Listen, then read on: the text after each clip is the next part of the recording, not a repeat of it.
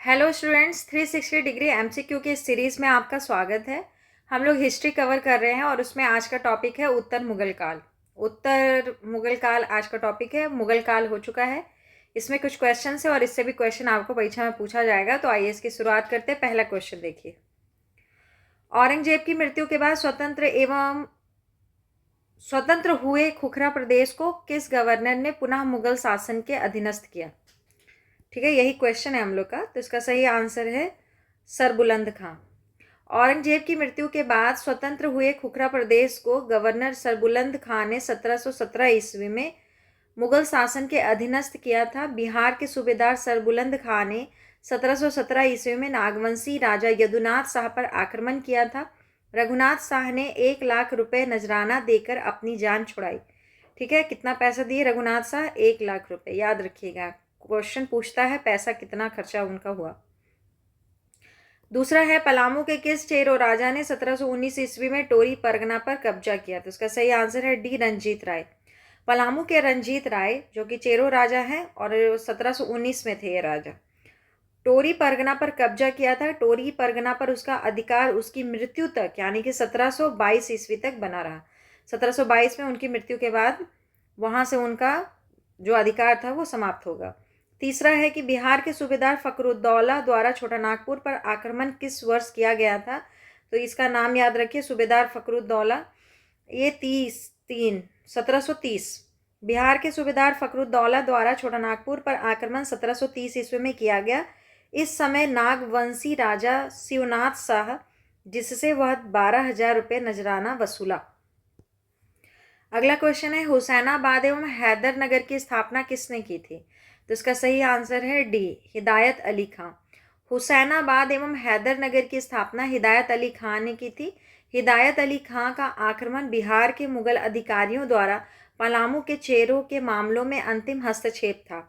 इसके बाद मुगल प्रभाव के स्थान पर मराठा प्रभाव हावी हो गया। ठीक है, अगला है, मराठा नेता भास्कर राव पंडित बंगाल पर आक्रमण के दौरान किस रास्ते से झारखंड में प्रविष्ट हुआ था? तो इसका सही आंसर है छत्तीसगढ़।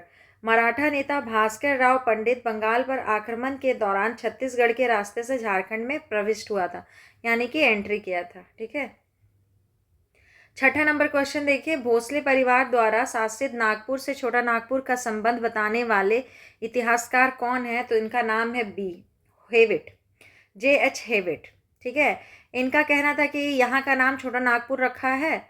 नागपुर जो शहर है, नागपुर कहाँ है? महाराष्ट्र में ना, उसी से प्रभावित होकर यहाँ का नाम छोटा नागपुर पड़ा है, ऐसा इनका कहना था। ठीक है, और ये क्वेश्चन पूछेगा आपसे। भोसले परिवार द्वारा शासित नागपुर से छोटा नागपुर का संबंध बताने वाले इतिहासकार JH हेविट हैं। JH हेविट ने झारखंड को चूटिया नागपुर के नाम से संबोधित किया है, ये याद रखेंगे। निम्न में से किसके आक्रमणों के फलस्वरूप झारखंड पर से मुगल प्रभाव का अंत हो गया? तो इसका सही आंसर है मराठा। पहले यहाँ मुगल खूब आते जाते थे, फिर मराठा इस स्थान का जब से उपयोग करने लगे तो लोग मुगल को भगा दिए। मराठा आक्रमणों के फलस्वरूप झारखंड पर से मुगल प्रभाव का अंत हो गया और उसका स्थान मराठा प्रभाव ने ले लिया। हम यहाँ कुछ नहीं बदला, पहले यहाँ मुगल परेशान कर रहे थे, फिर मराठा परेशान करने लगे और मराठा लोग भी झारखंड को बहुत परेशान किए हैं। ठीक है, ये देखिए, ये एक अच्छा मैप है। अगर आप इसका, आई थिंक आप इसका अक्षर नहीं पढ़ पा रहे होंगे, मेरे को ऐसा लगता है। ऐसे ही एक अच्छा मैप था, अगर आप पढ़ पा रहे हैं तो इसको देख लीजिएगा 2 मिनट लगा के। ठीक है, तो थोड़ा दिमाग में चीज़ें बनते हैं, इसलिए कहे। अगला है 8वां नंबर क्वेश्चन देखिए, निम्नलिखित में तो कौन सा कथन सत्य है? जो भी सही है उसको टिक लगाना है।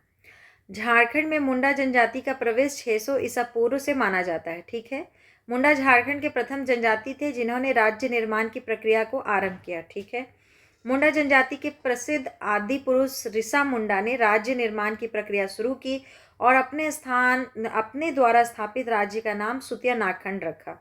ये भी ठीक है। सुतिया पाहन का राज्य 7 गढ़ एवं 22 परगना में विभाजित था। तो 7 गढ़ तो ठीक है, लेकिन 22 परगना नहीं, 21 परगना में विभाजित था। तो केवल ये चौथा नंबर गलती है।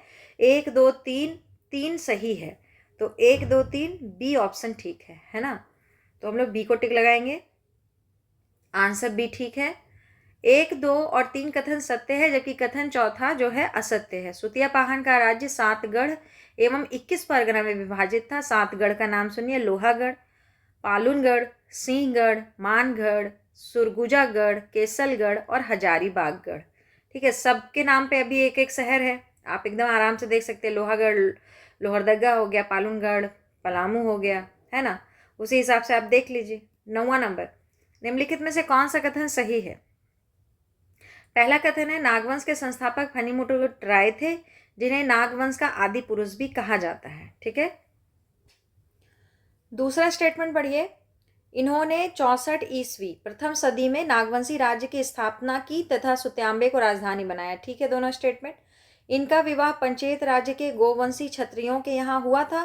पंचेत राज्य की सहायता से ही इन्होंने क्योंझर राज्य को पराजित कर अपने अधीन किया था, तो ये भी ठीक है। चौथा है नागवंशियों ने अपने शासन काल में बाहरी लोगों को झारखंड क्षेत्र में आने के लिए आमंत्रित किया तथा पटना से आए भवराय श्रीवास्तव, नहीं, भवराय श्रीवास्तव बनारस से आए थे, ये पटना गलत है। ठीक है, तो ये स्टेटमेंट हुआ गलत। ये भवराय श्रीवास्तव को अपना दीवान नियुक्त किया था, ये नाम सही है लेकिन जगह का नाम गलत है। तो हम लोग कहेंगे कि पहला, दूसरा और तीसरा स्टेटमेंट सही है। नागवंश के संस्थापक फणिमुकुट राय थे, जिन्हें नागवंश का आदि पुरुष भी कहा जाता है। इन्होंने 64 ईस्वी प्रथम सदी में नागवंशी राज्य की स्थापना की तथा सुत्यांबे को अपनी राजधानी बनाई। इनका विवाह पंचेत राज्य के गोवंशी क्षत्रियों के यहाँ हुआ था तथा पंचेत राज्य की सहायता से ही इन्होंने क्योंझर राज्य को पराजित कर अपने अधीन किया। नागवंशियों ने अपने शासन काल में बाहरी लोगों को झारखंड क्षेत्र में आने के लिए आमंत्रित किया था। बनारस से आए भवराय श्रीवास्तव को अपना दीवान नियुक्त किया था। ठीक है, अगला क्वेश्चन 10वां नंबर क्वेश्चन है, निम्न में से कौन सा कथन सही है? ठीक है, पहला कथन पढ़िए। फणिमुकुट राय ने सुत्यांबे में एक शिव मंदिर का निर्माण कराया था, तो गलत है। सुत्यांबे में सूर्य मंदिर का निर्माण कराया था, तो शिव मंदिर की वजह से स्टेटमेंट क्या हो गया? गलत हो गया। इसके अलावा जगन्नाथपुर पुरी से आने वाले एक पांडे के द्वारा ठाकुरबाड़ी में एक मूर्ति की स्थापना भी करवाई थी तथा उस पांडे को सोरंदा एवं महू गांव नामक ग्राम देकर वहां बसाया था। ठीक है। ये एक कथानक के अनुसार झारखंड को विष्णु पुराण में नागद्वीप कहा जाता था और यह क्षेत्र नाग जाति के लिए प्रसिद्ध था। ठीक है। नागवंश के कारण झारखंड की संस्कृति में पहली बार गैर आदिवासी समाज सदान या मूलवासी का विस्तारीकरण हुआ। तो कह रहा है कि सी सही है, दूसरा, तीसरा और चौथा स्टेटमेंट सही है, पहला स्टेटमेंट गलत है। फणिमुकुट राय ने सुत्यांबे में एक सूर्य मंदिर का निर्माण करवाया था। ठीक है, शिव मंदिर नहीं, सूर्य मंदिर। अब आपके लिए एक काम जो हम पहले भी कहे थे और आज फिर कह रहे हैं कि जो भी राजा अपना राजधानी चेंज किए हैं उससे क्वेश्चन पूछता है। ठीक है, तो यहाँ तो मिलान करे जो है वो आप याद कर लीजिए और मिलान कीजिए। सुत्यांबे को फणिमुकुट राय अपना राजधानी बनाए थे, चुटिया को प्रताप राय, खुखरा को भीमकर और दोयसा को दुर्जन साल। इसका एक बनाइए कॉपी में चार्ट और उसको अपने दरवाजे पे या कहीं दीवार पे चिपका दीजिए और इसको रट जाइए, क्योंकि ये बहुत इंपॉर्टेंट है। रामगढ़ राज्य वाला भी और नागवंशी राज्य वाला भी, ये लोग राजधानी बहुत बदले थे और राजधानी से क्वेश्चन पूछता है। पूरा चैप्टर एक तरफ और ये कॉलम एक तरफ। अगर आप ये कॉलम भी रट के चल जाते हैं तो हाई चांसेस है कि आपका क्वेश्चन नहीं छूटेगा, और आप पूरा चैप्टर भी पढ़ लेते हैं बहुत अच्छे से और ये काम छोड़ देंगे तो हाई चांस है कि आपका क्वेश्चन छूट जाएगा। फिर दूसरा भी मिलान करना है, जो याद है उस हिसाब से मिलान कीजिए। यहाँ देखिए, रातूगढ़ उदयनाथ सहदेव, पालकोट भैरव, जगन्नाथ सहदेव, पालकोट यदुनाथ शाह और सतरंजी एनी शाह। इसको याद करना पड़ेगा आपको। अगला क्वेश्चन है 13 नंबर। ठीक है, 13 नंबर क्वेश्चन पढ़ेंगे कि कौन सा कथन सही है। नागवंश के प्रथम राजा भीमकर्ण थे, जिन्होंने राय की जगह कर्ण की उपाधि ली, जो छोटानागपुर क्षेत्र पर खारवेल नरेश लक्ष्मीकर्ण के प्रभाव या नागवंशियों से मित्रता का प्रतीक था। तो ये बात तो सही है, लेकिन बस ये इतना सा गलती है कि ये लक्ष्मीकर्ण नहीं थे, कलचूरी नरेश थे। लक्ष्मीकर्ण ही थे लेकिन खारवेल नरेश नहीं थे, कलचूरी नरेश थे। ठीक है, तो ये इसके कारण ये स्टेटमेंट हुआ गलत। इन्होंने चुटिया की जगह खुखरा को अपनी राजधानी बनाई तथा यहाँ भीम सागर झील का निर्माण करवाया। ठीक है, इन्होंने सरगुजा पलामू के हेहल वंशी रक्सेल राजा के साथ बरवा का युद्ध लड़ा, जिसमें रक्सेल राजा पराजित हुए। ये भी सही है। भीमकर्ण ने रक्सेल क्षेत्र में लूटपाट की तथा वासुदेव की एक मूर्ति भी प्राप्त की।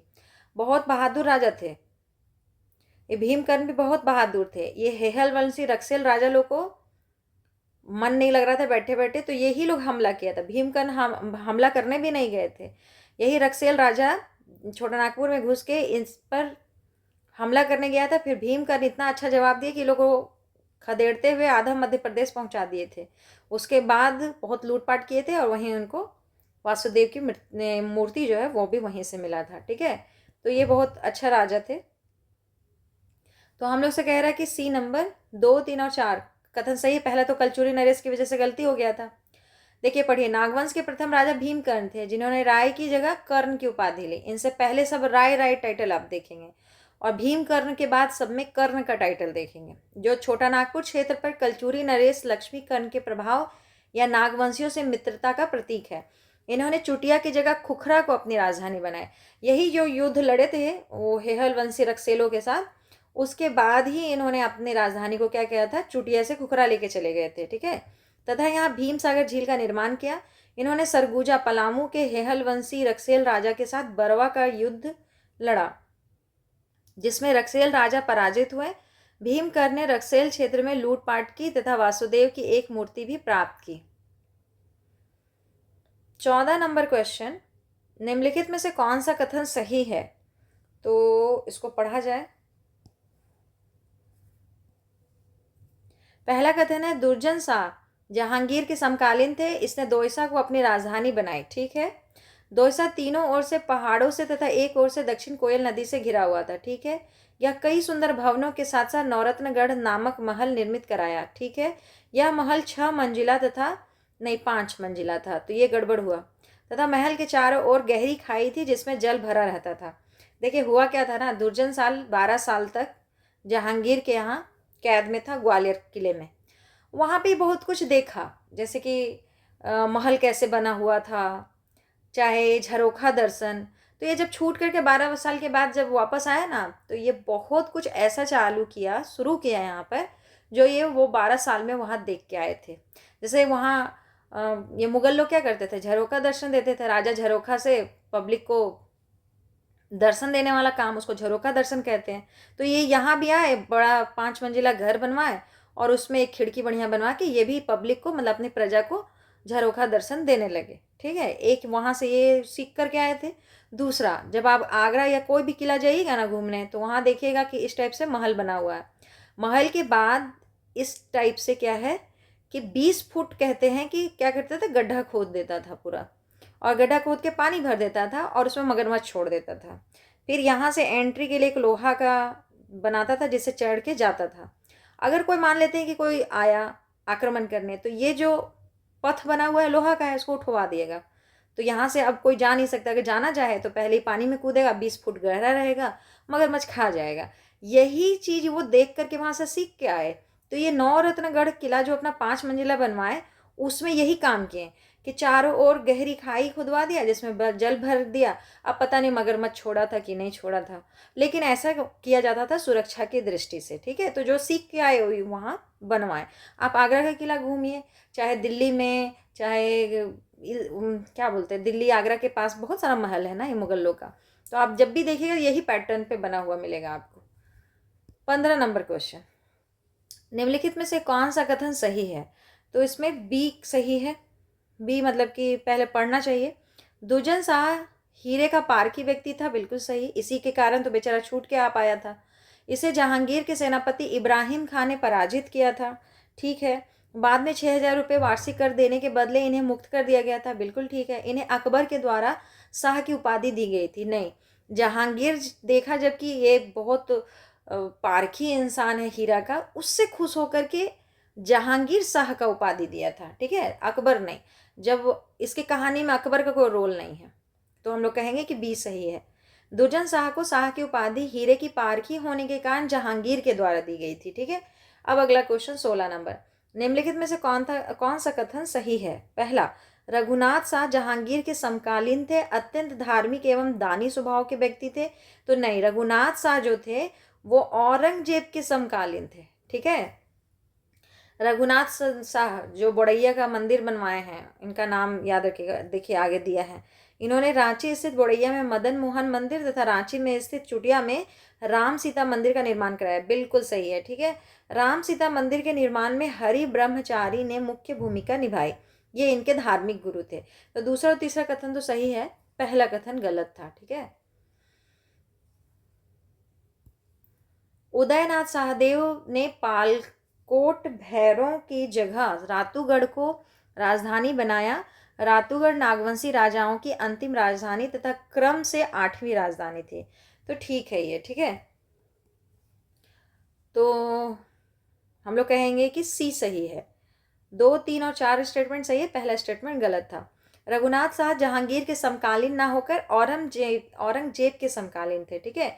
17 नंबर क्वेश्चन, निम्नलिखित में से कौन सा कथन सही है? तो पढ़िए पहला कथन। पहला कथन कहता है चिंतामणि सरन नाथ सहदेव नागवंश के अंतिम राजा हुए। ये ठीक है। एनी शाह 1791 ईस्वी में रांची के जगन्नाथपुर में प्रसिद्ध जगन्नाथ मंदिर का निर्माण करवाए थे। देखिए ये कभी मत भूलिएगा। ठीक है। 1691। ये क्वेश्चन बहुत पसंदीदा क्वेश्चन है किसी भी एग्जाम के लिए, क्योंकि जगन्नाथ मंदिर काफ़ी प्रसिद्ध है, तो आपको इसको कभी नहीं छोड़ेगा, इसलिए आप रट जाइए। इन्होंने स्वर्णरेखा नदी के समीप सतरंजी में अपनी नई राजधानी स्थापित की थी। ये भी ठीक है। और चौथा है छत्रकर्ण लोधी वंश के समकालीन राजा थे। ये भी सही है। एनी शाह 1691 ईस्वी में रांची के जगन्नाथपुर में प्रसिद्ध जगन्नाथ मंदिर का निर्माण कराया था। अन्य कथन सत्य है। जगन्नाथ मंदिर पुरी में है, पुरी में सब जाते हैं देखने, उसी की तरह रांची में भी बना हुआ है। हर साल मेला लगता है और रथ यात्रा भी निकलता है। 18 नंबर क्वेश्चन देखिए, निम्नलिखित में से कौन सा कथन सही है? तो कौन सा कथन सही है पहला पढ़ेंगे। प्रतापकर्ण तुगलक वंश के समकालीन राजा थे। तो ये लोधी वंश के समकालीन थे। ठीक है। तो इसको काट दीजिए। प्रतापकर्ण के शासन काल में नागवंशियों के अधीन रहने वाले तमाड़ के घटवाल राजाओं ने विद्रोह किया था। ठीक है। नागवंशियों की राजधानी खुखरागढ़ को घेर कर प्रताप राय को बंदी बना लिया था। बिल्कुल सही है। खैरागढ़ के खरवार सरदार बागदेव की सहायता से इन्होंने घटवालों को पराजित किया। विजय पश्चात प्रतापकर्ण ने बागदेव को कर्णपुरा परगना का राजा बनाया, जिससे रामगढ़ राजवंश का नींव पड़ा। ये भी बिल्कुल सही है। ठीक है। तो हम लोग कहेंगे कि सी सही है। 2 और 3 और 4 कथन सही है, पहला कथन गलत था, क्योंकि ये प्रतापकर्ण जो राजा है वो तुगलक वंश के समकालीन ना होकर के लोधी वंश का समकालीन था। ठीक है। और आपको हौच पौच हो रहा हो तो एक बात ध्यान रखिए कि सार संग्रह पढ़ने के अलावा और कोई चारा नहीं है। इतना जल्दी जल्दी राजा का नाम चेंज हो रहा है, तो हो सके आपको थोड़ा प्रॉब्लम हो। जितना रट सकते हैं रट लीजिए, बाकी आप सार संग्रह पढ़िएगा तो बहुत कन्फ्यूजन दूर होगा। ठीक है। 19 नंबर क्वेश्चन पढ़ेंगे हम लोग। 19 नंबर क्वेश्चन में है कि निम्नलिखित में से कौन सा कथन सही है? पहला कथन, शिवदास कर्ण का शासनकाल 1391 से लेकर 1401 ईस्वी के बीच था। ठीक है। इनके समय गुमला के घाघरा स्थित हापामुनि मंदिर में भगवान विष्णु की प्रतिमा प्रसिद्ध मराठा ब्राह्मण एवं राजगुरु सियानाथ देव की सहायता से स्थापित किया गया था। सही है। गजघंट राय के शासनकाल 869 से 905 ईस्वी तक है। इसने गुमला के घाघरा थाना स्थित हापामुनि गांव महामाया मंदिर की स्थापना कराई। स्टेटमेंट में जरूर ये सब लिखा हुआ है, लेकिन बहुत इंपॉर्टेंट बात लिखा हुआ है। अगला है गजघंट राय के शासनकाल में गुमला में चैनपुर के निकट टांगीनाथ का प्रसिद्ध मंदिर भी स्थापित हुआ। बिल्कुल सही है। सभी के सभी स्टेटमेंट सही है। ठीक है। डी नंबर, सभी का स्टेटमेंट क्या है? सत्य है। फिर से पढ़िए, क्योंकि सारा स्टेटमेंट अपने आप में एक क्वेश्चन है और पूछा हुआ है। ठीक है। तो अगर रट पाते हैं तो रट जाइए। देखते हैं इसको। शिवदास कर्ण का शासनकाल 1391 से लेकर 1401 ईस्वी के बीच रहा। इनके समय गुमला के घाघरा स्थित हापामुनि मंदिर में भगवान विष्णु की प्रतिमा प्रसिद्ध मराठा ब्राह्मण एवं राजगुरु सियानाथ देव की सहायता से स्थापित किया गया। गजघंट राय के शासनकाल 869 से लेकर 905 ईस्वी है। इसने गुमला के घाघरा थाना स्थित हापामुनि गांव में महामाया मंदिर की स्थापना करवाई। गजघंट राय के शासनकाल में गुमला में चैनपुर के निकट टांगीनाथ का प्रसिद्ध मंदिर भी स्थापित हुआ। अब हम लोग पढ़ेंगे नेक्स्ट क्वेश्चन। निम्नलिखित में से कौन सा कथन सही है? तो पहला पढ़ते हैं हम लोग। पलामू में स्थापित होने वाला रक्सेल पहला राजवंश था। रक्सेल खुद को राजपूत कहते थे और इनकी दो शाखाएं थी, देवगन और कुंडेलवा। बिल्कुल सही है, ठीक है। रक्सेल के बाद चेरो आएगा। अभी रक्सेल में भी दो शाखा था, देवगन और कुंडेलवा। दूसरा है कि इनके राजनीतिक गतिविधि का केंद्र पलामू से ज़्यादा वर्तमान छत्तीसगढ़ का सरगुजा क्षेत्र था। रक्सेलों के समय कोरवा, गोंड तथा खरवार जनजातियों की बहुलता थी। तो ये भी सही है, ये स्टेटमेंट भी बिल्कुल सही है। तीसरा है जिनमें सर्वाधिक संख्या खरवारों की थी और उस समय खरवार राजा का नाम प्रताप धवल मिलता है। तो ठीक है। चौथा है 16वीं सदी में रक्सेल राजाओं ने चेरों को पराजित कर दिया और पलामू क्षेत्र पर अपना आधिपत्य कायम कर लिया। उल्टा हो गया ये स्टेटमेंट, ठीक है। 16वीं सदी में रक्सेल राजाओं ने चेरों को पराजित नहीं किया, चेरों ने रक्सेल राजाओं को पराजित कर दिया, ठीक है। तो ये स्टेटमेंट इसी वजह से गलत हो गया। तो हम लोग कहेंगे ए सही है, 1, 2 और 3। 16वीं सदी में चेरो राजाओं ने रक्सेल को पराजित कर दिया और पलामू क्षेत्र पर अपना आधिपत्य कायम कर लिया। इसलिए हम लोग पलामू में 2 वंश पढ़ते हैं, पहला रक्सेल वंश पढ़ते हैं, फिर हम लोग उसमें चेरो वंश पढ़ते हैं, ठीक है। अब हम लोग पढ़ेंगे 21 नंबर क्वेश्चन। 21 नंबर क्वेश्चन में क्या कहता है, निम्नलिखित में कौन सा कथन सही है? जो भी सही है टिक लगाएंगे। चेरो राजवंश का उदय मुख्य रूप से पलामू क्षेत्र में हुआ, ठीक है, बिल्कुल सही है। भागवत राय ने 1672 ईस्वी में, गलत, 1572 ईस्वी में पलामू में चेरो वंश की स्थापना की। इनके प्रमुख राजा हुए महारत चेरो, अनंत राय, मेदिनी राय। मेदिनी राय के बारे में तो हम लोग पढ़े हैं और उन्हीं के नाम पे अभी मेदिनी नगर नाम रख दिया गया है, तो ये तो बिल्कुल सही है। अगला है कि इन्होंने रक्सेल वंश को पराजित कर इस क्षेत्र पर अपना प्रभुत्व कायम किया।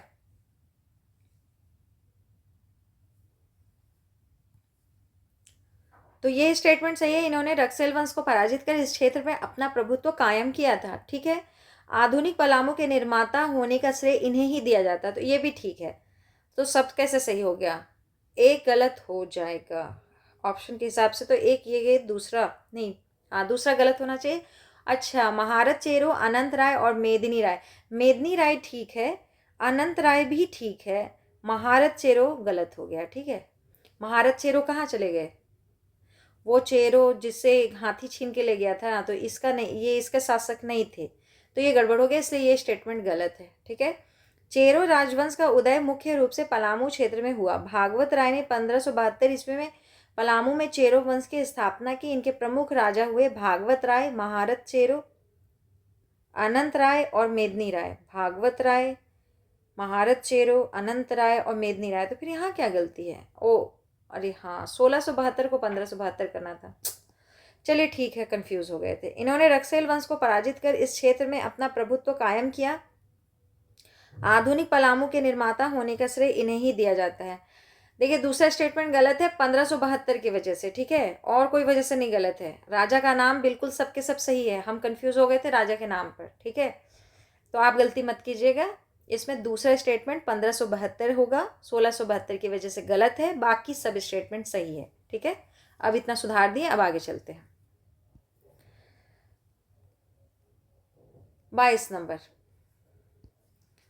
अगर कभी गलती से कोई क्वेश्चन हमसे गलत हो जाए तो आप कमेंट कर दिया कीजिए, ठीक है। कभी कभी पढ़ते पढ़ते दिमाग इधर उधर हो जाता है और उसमें कभी कभी गलती हो जाता होगा, हमको भी ऐसा लगता है, क्योंकि हम अपना वीडियो बनाने के बाद फिर रिटर्न देखे नहीं है कभी। अगर कोई गलती हो जाता हो तो आप लोग एकदम फ्री हैं, थैंक यू हम बोलेंगे आपको, आप ज़रूर से कमेंट कर दिया कीजिए, ठीक है। 22 नंबर क्वेश्चन, निम्नलिखित में से कौन सा कथन सही है? कौन सा कथन सही है?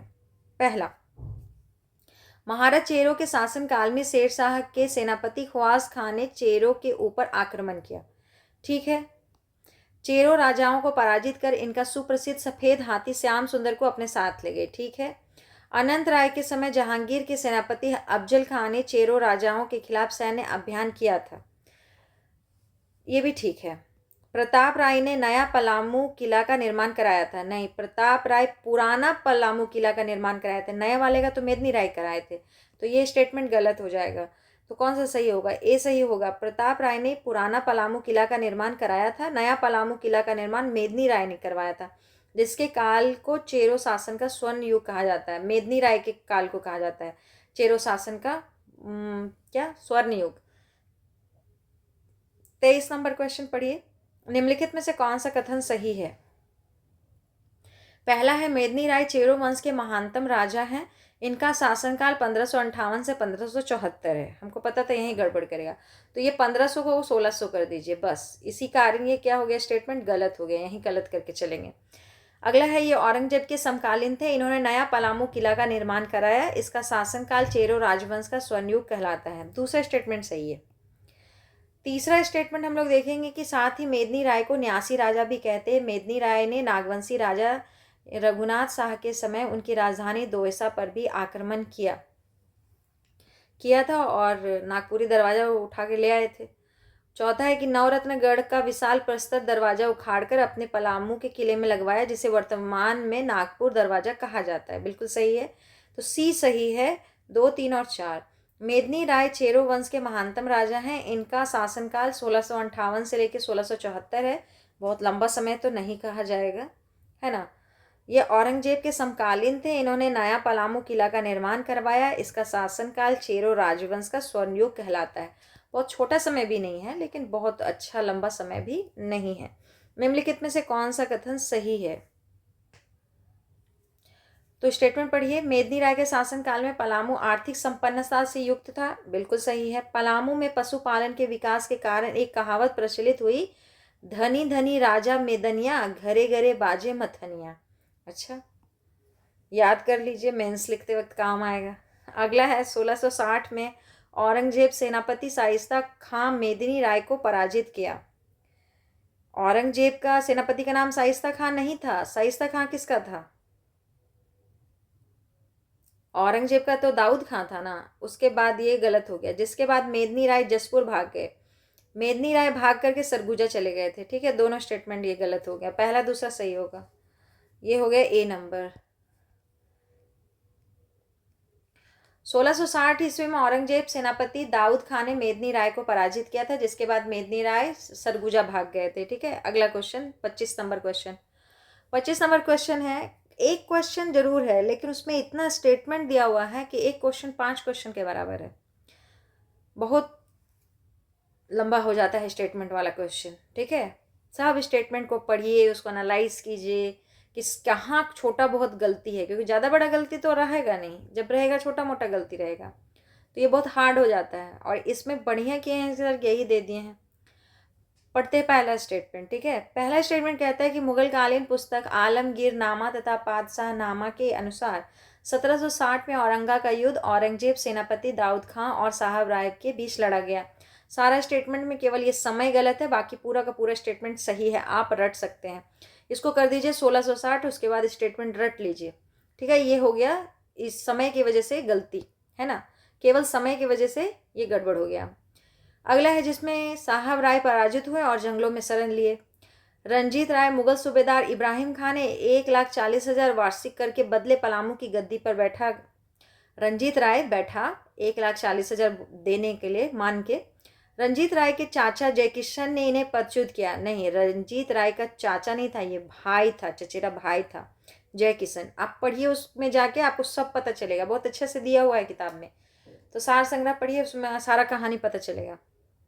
मुगलकालीन पुस्तक आलमगीर नामा तथा बादशाह नामा के अनुसार 1660 में औरंगा का युद्ध औरंगजेब सेनापति दाऊद खां और साहब राय के बीच लड़ा गया था, जिसमें साहब राय पराजित हुए और जंगलों में शरण लिए। रंजीत राय मुगल सूबेदार इब्राहिम खां को 1,40,000 रुपये वार्षिक करके बदले पलामू की गद्दी पर बैठा। रंजीत राय के चचेरे भाई जयकिशन ने इन्हें पदच्युत कर दिया, यानी कि पद से उतार दिया। अगला क्वेश्चन पढ़ेंगे हम लोग 26 नंबर। निम्नलिखित में कौन सा कथन सही है? जो भी सही है उसको टिक लगाइए। पहला, हजारीबाग से प्राप्त दूध पानी शिलालेख से मानभूम राजवंश का इतिहास मिलना आरंभ होता है।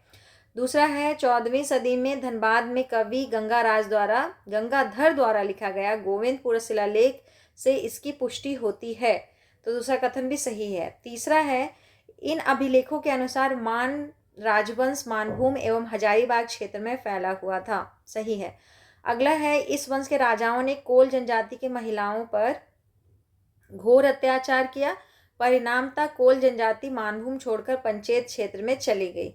तो ये स्टेटमेंट इसलिए गलत है क्योंकि यहाँ पे कोल लिखा हुआ है, सबर लिखा रहता तो सही हो जाता। ठीक है, तो हम लोग कहेंगे कि सी सही है। इस वंश के राजाओं ने सबर जनजाति की महिलाओं पर घोर अत्याचार किया। परिणाम था सबर जनजाति मानभूम छोड़कर पंचेत क्षेत्र में चले गए। ठीक है, तो हम लोग कौन सा राजवंश के बारे में पढ़ रहे थे? मानभूम वाले के ना। चलिए अगला, निम्नलिखित में से कौन सा कथन सही है? कौन सा कथन सही है इसको देखिए। पहला स्टेटमेंट है, पंचेत राज मानभूम अर्थात धनबाद का यह सर्वाधिक शक्तिशाली राज्य था। सही है। मुगलों के कर वृद्धि और तबाही के कारण पंचेत राजाओं ने अधिक दुर्गम और सुरक्षित स्थान के तौर पर टाटी सिलवे में अपनी राजधानी बनाई थी। तो देखिए, सिर्फ टाटी सिलवे की वजह से गलत हो गया, यहाँ झालदा होगा तो सही हो जाएगा। ठीक है, तो इस स्टेटमेंट को काट दीजिए। यहाँ के राजा का राज चिन्ह कपिला गाय का पूंछ अथवा चवर था। ठीक है, साथ ही यहाँ के राजा गौमुखी राजा कहलाते थे। ठीक है, तो स्टेटमेंट जो सेकंड है वो गड़बड़ है। ठीक है, तो हम लोग टिक लगाएंगे बी को कि पहला, तीसरा और चौथा स्टेटमेंट सही है। मुगलों के कर वृद्धि और तबाही के कारण पंचेत राजाओं ने अधिक दुर्गम और सुरक्षित स्थान के तौर पर झालदा में अपनी राजधानी बनाई थी। ठीक है, अगला क्वेश्चन पढ़िए 28 नंबर। निम्नलिखित में से कौन सा कथन सही है? ऐतिहासिक स्रोतों के अनुसार सिंहभूम के ढालभूम क्षेत्र में ढाल वंश का शासन था। यहाँ व्यापक रूप से नरबली का प्रचलन था। बिल्कुल सही है ये स्टेटमेंट। ठीक है, अगला है, हो जनजाति के अनुसार हो समुदाय के प्रमुख देवता सिंहबोंगा के नाम पर इस क्षेत्र का नाम सिंहभूम पड़ा। बिल्कुल सही है, ये स्टेटमेंट भी सही है। सिंह वंश के पारिवारिक इतिहास ग्रंथ वंश प्रभा लेखन के अनुसार इस क्षेत्र में सिंह वंश के 2 शाखाओं के शासन मिले हैं। तो ये भी ठीक है। इस वंश के शासक राजस्थान के राठौर राजपूतों के वंशज थे। ये भी ठीक है। तो कहेंगे उपयुक्त सभी कथन सही है। पढ़िए इसको। ऐतिहासिक स्रोतों के अनुसार सिंहभूम के ढालभूम क्षेत्र में ढाल वंश का शासन था और यहाँ व्यापक रूप से नरबली का प्रचलन था। ठीक है, याद रखिएगा, आता है क्वेश्चन। हो जनजाति के अनुसार हो समुदाय के प्रमुख देवता सिंहबोंगा के नाम पर इस क्षेत्र का नाम सिंहभूम रखा गया। सिंह वंश के पारिवारिक इतिहास ग्रंथ वंश प्रभा लेखन के अनुसार इस क्षेत्र में सिंह वंश के 2 शाखाओं ने शासन किया। इस वंश के शासक राजस्थान के राठौर राजपूतों के वंशज थे। सही है, एकदम स्टेटमेंट सही है। अब हम लोग आगे बढ़ेंगे। निम्नलिखित में से कौन सा कथन सही है? 29 नंबर देखिए। पहला कथन कहता है कि सिंह वंश की पहली शाखा की स्थापना 8वीं सदी में हुई और इसके संस्थापक जो थे दर्प नारायण सिंह थे। तो ये गलत है, दर्प नारायण सिंह नहीं थे, काशीनाथ सिंह थे। तो ये पहला स्टेटमेंट गलत हो गया। दूसरा है, इस राजवंश में कुल 13 राजाओं ने शासन किया। ये ठीक है। तीसरा स्टेटमेंट है कि सिंह वंश की दूसरी शाखा की स्थापना 1205 ईस्वी में काशीनाथ सिंह के द्वारा किया गया था। अब यहाँ पे आइए, काशीनाथ सिंह की वजह से गलत हो गया, दर्पनाथ सिंह होता तो सही हो जाता। तो तीसरा स्टेटमेंट भी गलत है। पहला और तीसरा स्टेटमेंट जस्ट ऑपोजिट दे दिया है। ठीक है, इनके पश्चात इस वंश में युधिष्ठिर, काशीराम सिंह, अच्युत सिंह एवं जगन्नाथ सिंह जैसे कई राजा हुए हैं। तो ये सही है। तो हम कहेंगे कि पहला और चौथा स्टेटमेंट क्या है? नहीं, दूसरा और चौथा स्टेटमेंट सही है। हाँ, यहाँ दूसरा में हम लोग टिक लगाना छोड़ दिए ना, यहाँ दूसरा में भी तो सही था। तो दूसरा और चौथा सही है, तो बी सही है। सिंह वंश की पहली शाखा की स्थापना 8वीं सदी में हुई और इसके संस्थापक काशीनाथ सिंह थे, जबकि सिंह वंश की दूसरी शाखा की स्थापना 1205 ईस्वी में दर्प नारायण सिंह के द्वारा किया गया था। अब आगे बढ़ेंगे। निम्नलिखित में से कौन सा कथन सही है? पढ़िए इसको कि कौन सा कथन सही है। पहला स्टेटमेंट है कि 1468 ईस्वी में बागदेव सिंह ने रामगढ़ राज्य की स्थापना की। बस 100 साल का डिफरेंस है। 1368 को इसको कर दीजिए, सही हो जाएगा। ठीक है, ये स्टेटमेंट 1368 होता तो सही होता, गलत हो गया। बाकी बागदेव सिंह ने ही किया था। दूसरा स्टेटमेंट है, बागदेव सिंह आरंभ में नागवंशी शासकों के अधीन थे, परंतु बाद में नागवंशी राजाओं से मतभेद होने पर स्वतंत्र राज्य की स्थापना कर लिए। तो ये बिल्कुल सही है। कर्णपुरा का क्षेत्र तो ऐसे भी इन लोगों को दिया गया था। उसके बाद जब मन नहीं मिलने लगा तो ये लोग कर्णपुरा के क्षेत्र में आए, वहाँ के जो निवासी राजा हो जाते उसको मार पीट के हटाए और अपने राज्य करने लगे वहाँ। तीसरा जो है स्टेटमेंट, इस वंश के राजाओं ने अपने राज्य की सुरक्षा के लिए समय समय पर 6 राजधानी को विकसित किया। हम आपको कहे थे ना कि नागवंशी राजा और ये जो राजा लोग हैं, मतलब कि रामगढ़ के राजा हैं, इन लोग बहुत राजधानी बदले हैं और सब राजधानी से क्वेश्चन पूछेगा, आपको छोड़ेगा नहीं। तो आपको याद करना पड़ेगा और कोई चारा नहीं है। तो सी है सही है। 2, 3 और 4 स्टेटमेंट सही है। चौथा अभी पढ़े ही नहीं। इनकी प्रथम राजधानी सिसिया और अंतिम राजधानी पद्मा थी। ठीक है, 1368 ईस्वी में बागदेव सिंह रामगढ़ राज्य की स्थापना की। बागदेव सिंह आरंभ में नागवंशी शासकों के अधीन थे, परंतु बाद में नागवंशी राजाओं से मतभेद होने पर स्वतंत्र राज्य की स्थापना की। इस वंश के राजाओं ने अपने राज्य की सुरक्षा के लिए समय समय पर 6 राजधानी को विकसित किया। इनकी प्रथम राजधानी सिसिया थी और अंतिम राजधानी पद्मा थी। ठीक है, अब आपको 31 नंबर पे मिलान करने बोल रहा है। मिलान तो आप तब कर पाइएगा जब आप याद कर लीजिएगा, तो आप जाइए और इस टेबल को रटिए। ठीक है, बागदेव सिंह सिसिया को राजधानी बनाए थे, हेमंत सिंह बादम को, दलेल सिंह रामगढ़ को और तेज सिंह इचाक को। ठीक है, अगला चलेंगे हम लोग। तो इतना ही कॉलम नहीं है, कॉलम और है। अगर आप वो कमेंट कर देंगे तो हम आपको इसको प्रोवाइड करा देंगे, अगर सार संग्रह में नहीं दिया हुआ तो। और ऐसे आप कोई भी बुक रखे होंगे तो मेरे ख्याल से उसमें मिल जाएगा, ऐसा नहीं है कि नहीं दिया होगा। नया जो भी चेंज होता है ना वो नहीं मिलता, पुराना चीज़ तो मिल ही जाता है। देखिए 32 नंबर क्वेश्चन पढ़िए, निम्नलिखित में से कौन सा कथन सही है। ठीक, तो पहला स्टेटमेंट, खड़गडीहा राजवंश की स्थापना 15वीं शताब्दी में हजारीबाग क्षेत्र में हंसराज देव ने किया था। ठीक है, दूसरा है हंसराज देव मूलतः दक्षिण भारत के ब्राह्मण थे और इन्होंने उत्तर भारतीय ब्राह्मणों के साथ वैवाहिक संबंध स्थापित किया था। बिल्कुल सही है। हंसराज देव ने हजारीबाग के वंदावत जाति को पराजित कर खड़गडीहा राज्य की स्थापना की थी, तो बिल्कुल सही है। कुंडा रियासत पलामू में स्थित है, नहीं पलामू में नहीं है, अभी कुंडा भी देखेंगे तो भी चतरा में है। ठीक है, तो कुंडा रियासत हजारीबाग में स्थित है। तब अभी तो कुंडा कहिएगा तो चतरा चला गया है, क्योंकि हजारीबाग और चतरा अलग अलग हो गया ना, लेकिन उस समय के हिसाब से ये हजारीबाग में स्थित था। ठीक है, बाकी सब कथन सही है। नागवंशी राजा ने सर्वप्रथम नवरत्न नामक पंचमंजिला भवन का निर्माण कहाँ करवाया था, तो 33 का सही आंसर हो जाएगा दोयसा में। ठीक है, टिक लगा दे यही, दोयसा। पूरा व्याख्या पढ़िए। नागवंशी राजा दुर्जन साल ने नवरत्नगढ़ किले का निर्माण दोयसागढ़ में करवाया था। यह गुमला जिले में स्थित है। यह नागवंशी राजा दुर्जन साल की राजधानी थी। इनके द्वारा पंचमंजिला भवन का निर्माण करवाया गया था, जिसके प्रत्येक तल्ले में 9-9 कमरे थे। नवरत्नगढ़ का निर्माण सुरक्षा की दृष्टि से किया गया था, क्योंकि नागवंशी राजाओं पर लगातार बाहरी आक्रमण होते रहते थे, जिसके कारण उनकी राजधानी खुखरा असुरक्षित हो गई थी। तो खुखरा से दोयसा ले आए। ठीक है, दोयसा में फिर राजमहल बना इनका। अब हम लोग पढ़ेंगे 34 नंबर क्वेश्चन। 34 पढ़िए। नागवंशी परिवार का मुख्यालय दोयसा स्थानांतरित हुआ, क्यों दोयसा गया, तो लिखा हुआ है दोयसा को अभिशप्त घोषित किया गया था, नहीं। जल की कमी हो रही थी, नहीं। दोयसा में युद्ध में पराजित हुए, दोयसे में पराजित हुए। देखिए हम क्वेश्चन से खुश नहीं है। ठीक है, बाकी आप आंसर तो यही होगा, बाकी जंगली जानवरों का डर था, नहीं। नागवंशी परिवार का मुख्यालय दोयसा युद्ध में पराजित होने के कारण स्थानांतरित हुआ। दोयसा स्थानांतरित हुआ या दोयसा से स्थानांतरित हुआ, वही ना है। बाकी इतना जानिए कि सुरक्षा कारण से ही केवल कोई भी राजधानी चेंज होता था, नहीं तो ये सब कोई और कारण नहीं होता था। ठीक है, सुरक्षा देने के लिए उसको चेंज करना पड़ता था। 35 नंबर, प्राचीन काल में किसे राजा कटंग देव द्वारा शासित कैसलपुर परगना के नाम से जाना जाता है, तो याद रखिए सिमडेगा कहा जाता है, या उपनाम अभी भी पूछता है एग्जाम में। ठीक है, बीरू या बीरूगढ़, बीरू कैसलगढ़ ऐसे करके पूछा जाता है। ठीक है, तो याद रखेंगे। सिमडेगा पूर्व में कैसलगढ़ बीरूगढ़ परगना का साम्राज्य था, जिस पर ब्रिटिश औपनिवेशिक युग के दौरान भी सदियों तक गजपति साम्राज्य के गजपति शाही परिवार के राजा गंगा वामसी का शासन था।